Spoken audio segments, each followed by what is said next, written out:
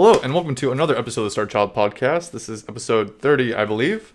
Today we're kind of mixing up the format a little bit. Prior to me launching my Twitch channel, I announced that on last week's episode.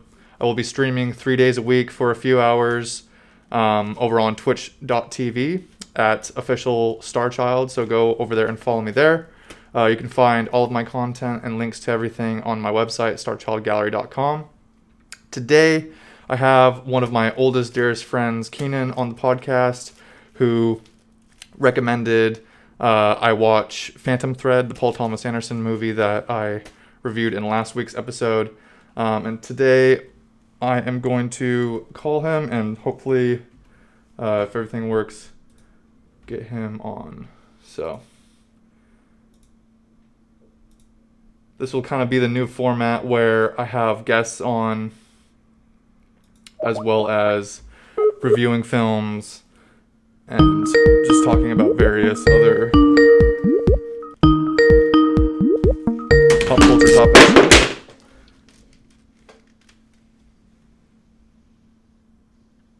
Hello? Keenan? How's it going? Are you there? Yeah, how's it going? Hey, what's up? I'm there. How you doing? Good. So did you have a chance to watch Phantom Thread's second viewing last night?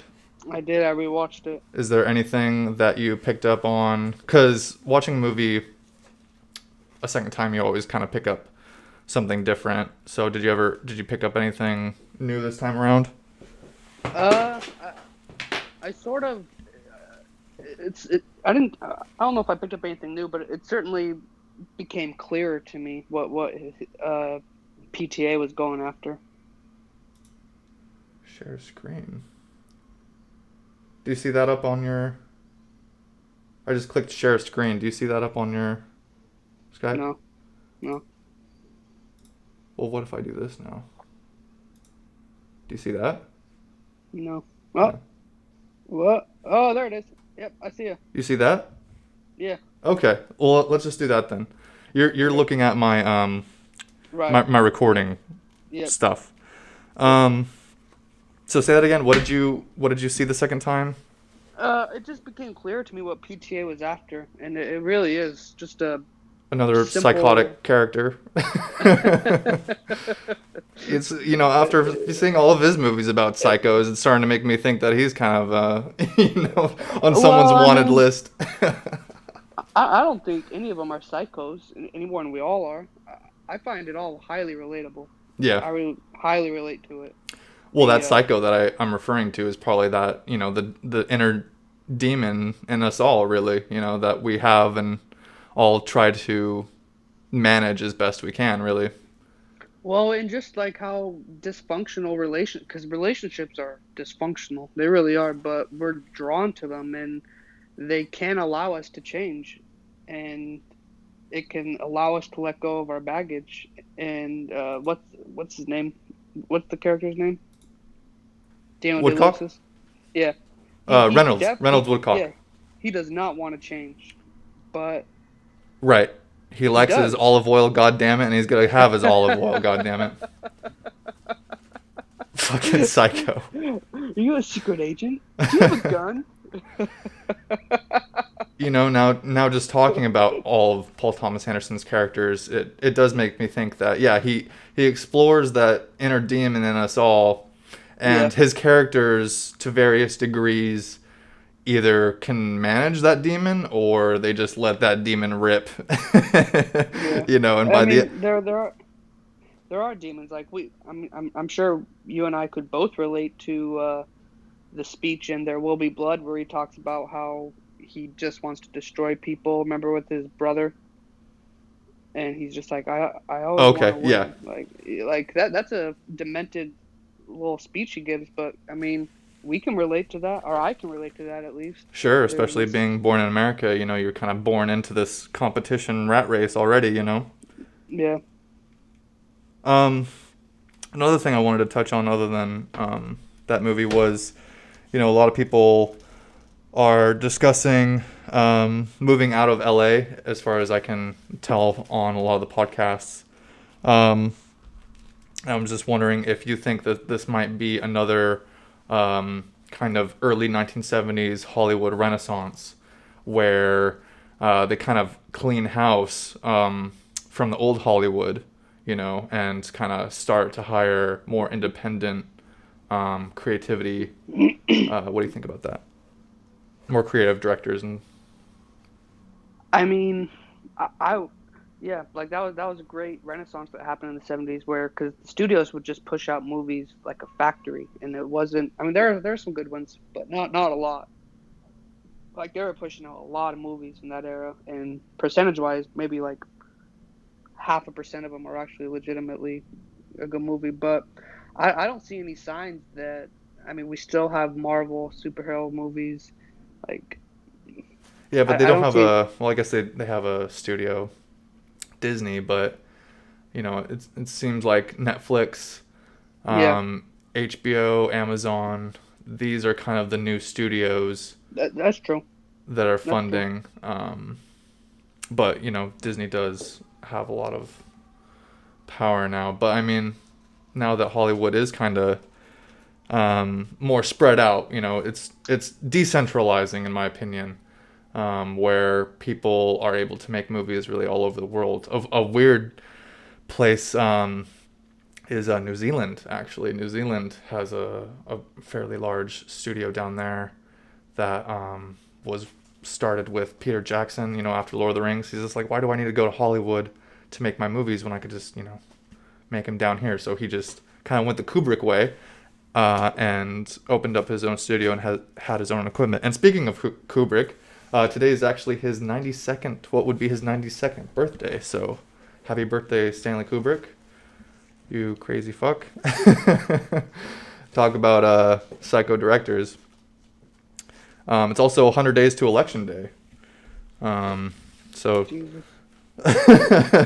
talk about a converging of important dates today. Also, the Pentagon released that they have acknowledged that there are otherworldly craft that have landed on Earth. And I haven't asked you ever, I believe, what your opinion is of extraterrestrial life and the potential of aliens. Uh, Talk about a well, curveball. yeah, same. But that's me. I'm all over the place. So No, yeah. So I mean, I do believe in the possibility. I just think the discussion around it is so convoluted, and there's so much bullshit around it that it almost detracts from the fact that there may be, and the fact that so many of the sightings are based on depictions of aliens from science fiction movies. Like, the what are the Greys. chance? What are the chances that extraterrestrial life are actually as how science fiction uh, writers and directors envisioned them? Like, the fact that the sightings are so twisted around the cultural image of aliens seems slightly suspicious to me. Well, But I I mean, mean, yeah, like if you just look at it in a bubble, yeah, there's certainly a high possibility that there's extraterrestrial life. I try to have But a it scientific method kind of way of thinking, and I avoid the conspiratorial way of thinking. But there's part of me where, you know, when a certain amount of people are talking about a subject constantly, you know, yeah, and seemingly kind of out of nowhere, it does kind of tend to make me think that there is some truth to some of these stories. So I'm trying to think of portrayals of aliens in Hollywood. I One, mean, you go back like to the the very Greys beginnings. and uh, H.G. Wells, what was the Greys in Close Encounters of the Third Kind, Steven Spielberg. That was yeah, kind of the lanky, long neck, big eyed, you know. hmm So it makes me think, what does Steven Spielberg know that we don't know?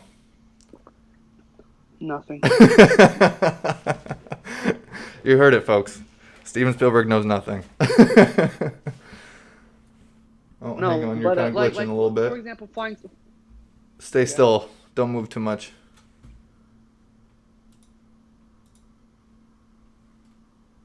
Yeah, you're still okay. There you go. You're back. Okay.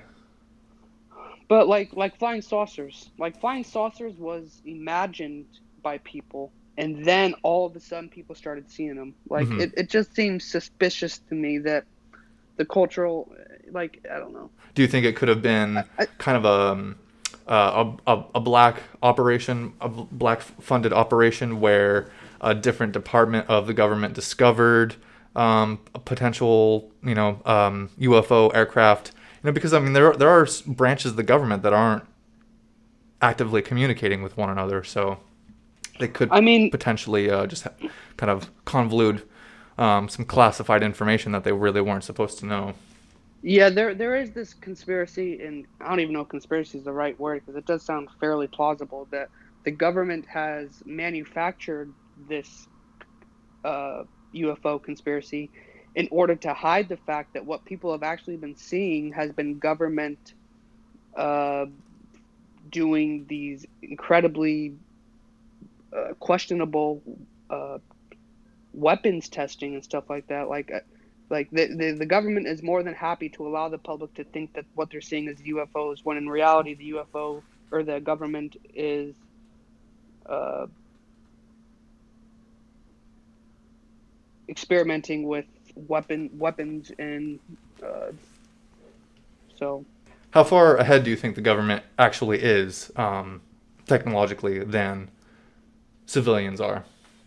I think not much. I mean, I think companies tend to lead the charge on technological advances. Hmm. Like like I don't think the government was privy to Apple's technological advances before Apple did it. It seems to be that the civilians in business run technological advances. Although I haven't read the book, but apparently there is a book about how and science military needs have advanced science, Right. Yeah. uh, which is interesting.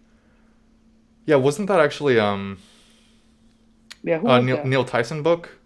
Was it? Yeah, Yeah. it was. His Yeah, latest yeah, book yeah. was on That's the right. It military was. industrial complex and their Yeah, that's technological right. It was. advancements. And it does make me wonder, how much of the military budget goes to R&D development, research and development,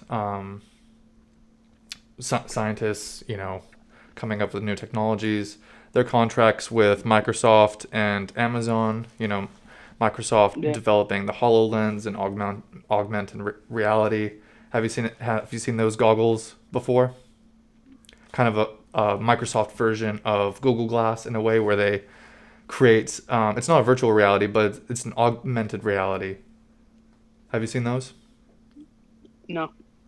Well, Microsoft has they won a contract with the Pentagon 2 years ago, I believe.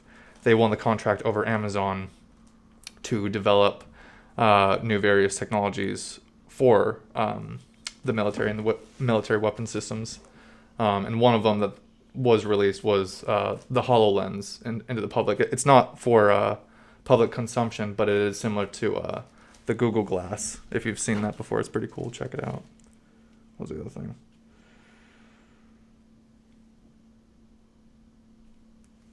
Lastly, you don't have any social media, so I can't give you any shout outs for people to follow you anywhere. How That's is it that okay. you avoid social media so well? What tips I can you mean, give people to avoid social media addiction that I think is probably the most common addiction nowadays? yeah. I mean, the only thing is, I would be addicted to it if I had it. Like I'm not making a statement by not having them.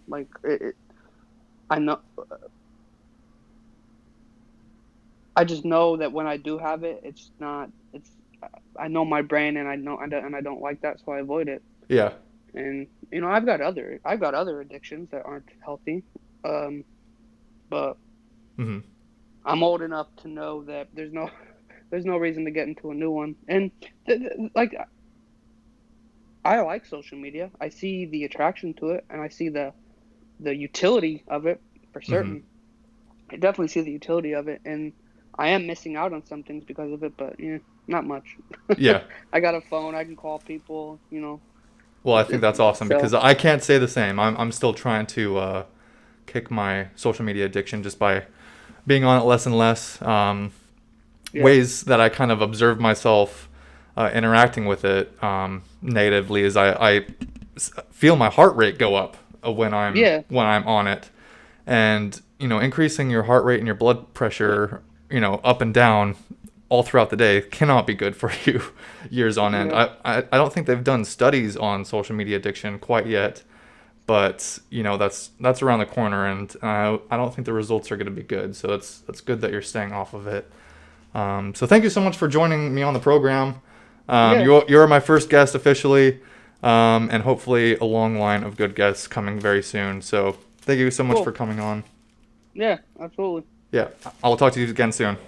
Yep. Sounds good. All right, see you, buddy. All right. Peace. Bye. All right, that was my friend Keenan DeMarsco, who is one of my longest friends that has introduced me to film and so many various art forms.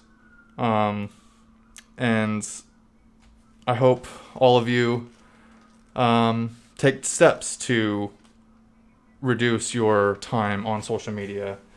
I truly believe that it's not good for our mental health and our physical health as well. Increasing our heart rates and blood pressure unnecessarily throughout the day can only cause us physical harm, and stress, I know, can add to many developing diseases and ailments. So just something to think about. And stay tuned for another episode of the Starchild podcast. I will be doing these weekly as well as streaming on twitch.tv a few days a week for a few hours. You can interact with me there, watch me play some video games, and watch videos, and just talk about life. Apologize for the sirens. Sirens and seagulls are unanimous to downtown Seattle living. It's just something you got to put up with. So go to my website, starchildgallery.com. All of my links will be there in the description below. And stay tuned for another podcast coming very soon. And follow me at official Starchild at Twitch TV. And I love you guys, and I'll see you very soon.